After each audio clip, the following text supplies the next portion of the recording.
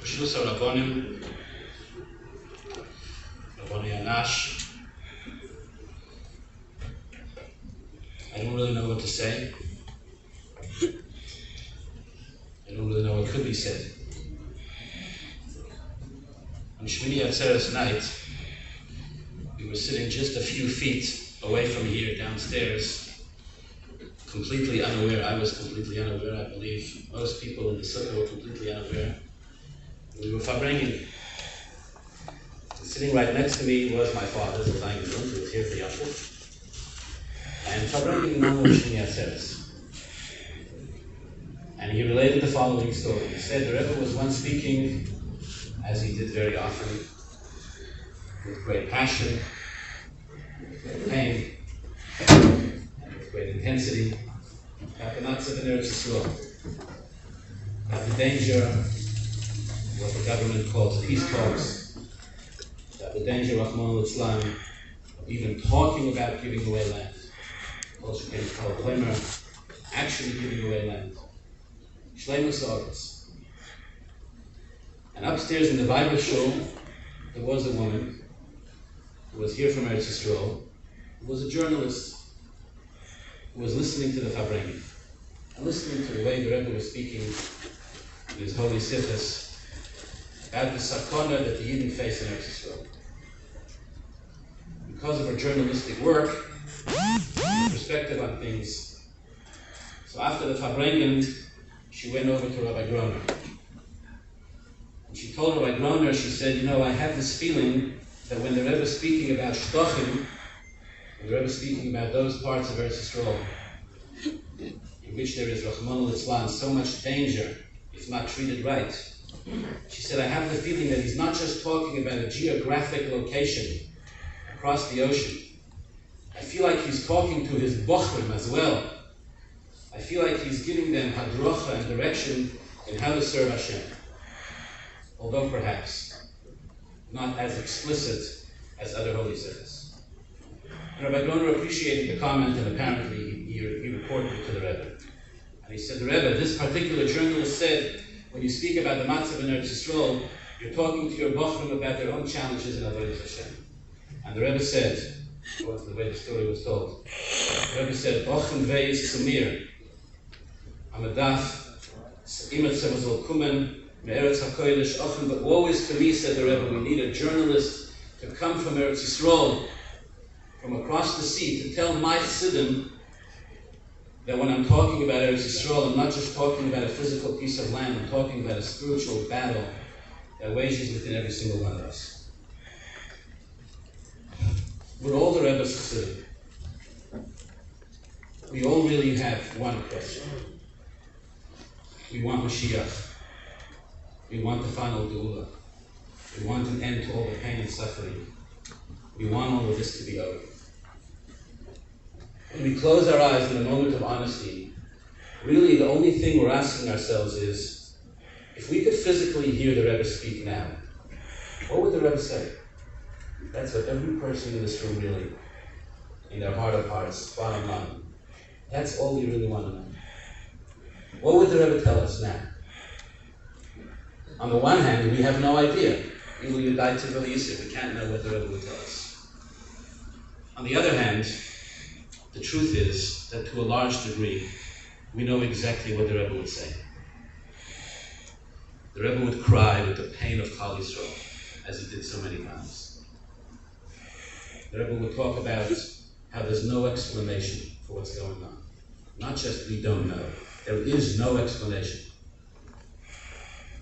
But the Rebbe would never for a second let us get lost in chas v'sholom, in yish, in despondency, or in fear. The Rebbe would not for a moment allow us to indulge in self-pity, or chas v'sholom, anything that would drain our enthusiasm and our excitement in avodas Hashem. Yes, as human beings, we have hagbolos, we have limitations.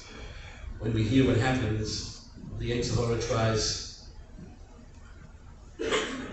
tries to keep us in fear, and the hisoirerus wants us to get depressed. If we could hear the Rebbe speak physically right now, I have no doubt the Rebbe would never allow such a thing. The Rebbe would stur him, and the Rebbe would say, if this happens on Shmini Atzeres and Simchas Torah, then the Eitzah, the solution, the way for us to combat it is being given to us by the Eibishter directly. Take a look, it happened on Shmini Atzeres and Simchas Torah. That means that a Yid needs to take a Sefer Torah and dance on Simchas Torah physically. After that, spiritually. That means a Yid needs to open up the Torah.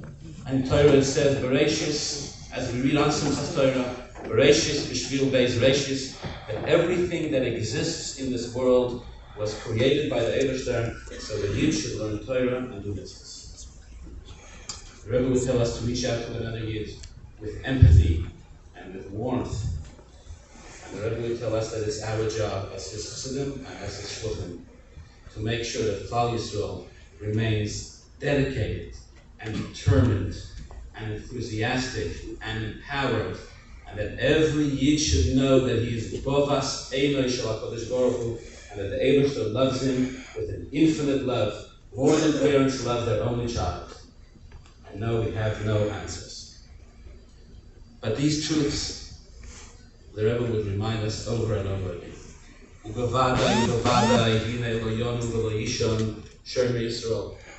that a Yid needs to have the tochen, and as Chassidei Chabad, it's our job and our shlichus to remind us to the whole world. There's a story that Chassidim tell, to tell you the truth, it haunted me for a long time. They said that the Shabbos after Gimel Tammuz, Reb Mendel was left in Kfar Chabad with barely a million of Bochum because everybody else went to New York. And he was sitting in Fabrengi with them. And Reb Mendel was sitting and crying. Gimel Tammuz. Reb Mendel survived 1 year and 1 day barely after Gimel Tammuz.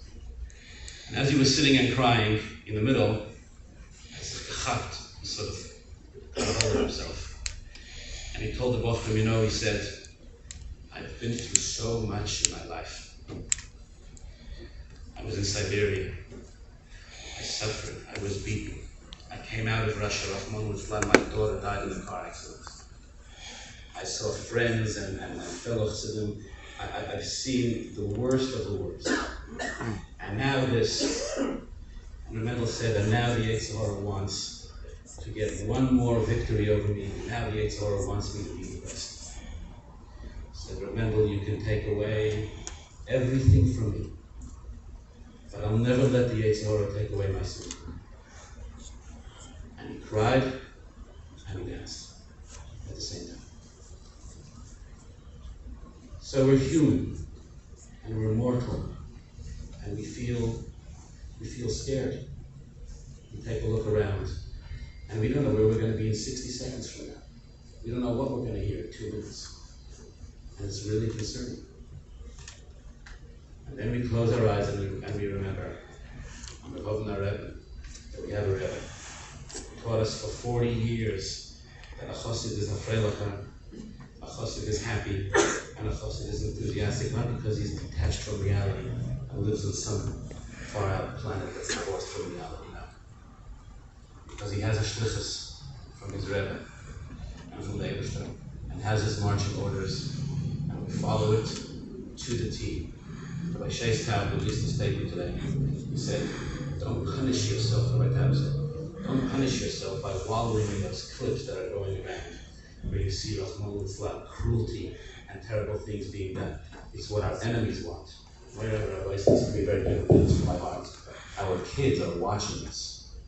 If we sit on our phones, obsessed all day, watching every nonsense-like update about what this Shoita politician said, or what that idiot politician said, and fuss over it and obsess over it as if it's important, besides for the fact that we ourselves are allowing ourselves to descend into a pointless, chaotic, stupid world. Our kids are watching. They're seeing the anxiety written all over our faces. Don't give our enemies what they want. We shouldn't torture ourselves with watching that stuff. They took those videos because they want us to watch it. Don't watch it. If there's a need, you feel that there's a need for you in order to do what it is that's your shlichus, talk to your Rav, talk to a mashpia, that's what you have to do, that's what you have to do. But otherwise, for the rest of us, Aniyah Cotton, no need to watch such a thing. Learn a sikha, watch a video of the Rebbe, encourage yourself, encourage your spouse, encourage your children, encourage everybody around you, tell them we're in pain. We don't lose our heads when things get difficult. We cry and we mourn. And then we remember everything the Rebbe taught us. And we get up and we do exactly what the Rebbe wanted from us. May this be our final hour of Golos. May we be reunited with all the Yidden of Rahman Islam, whose neshama is in Gan Eden. For this terror attack, from all the terror attacks, the Eretz Yisroel, from all the generations, we reunited with the Rebbe from here to Amen.